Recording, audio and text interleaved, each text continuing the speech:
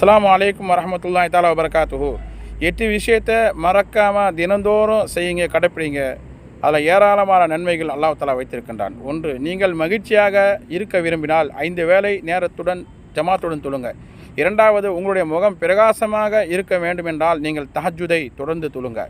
3வது, மன அமைதி நீங்கள் விரும்பினால் குர்ஆனை அதிகமாக ஓதுங்கள். 4வது, உங்களுடைய உடல் ஆரோக்கியமாக இருக்க விரும்பினால் நீங்கள் அதிகமான நோன்பை வைங்கள். 5வது,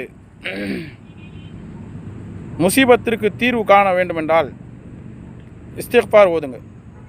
அதே மாதிரி சிரமங்களை விட்டு நீங்கள் நீங்க வேண்டும் என்று சொன்னால் லா ஹவ்ல வலா குவத இல்லா பில்லா என்ற இந்த கலிமாவை, இந்த ஜிக்ரை ஓதுங்க.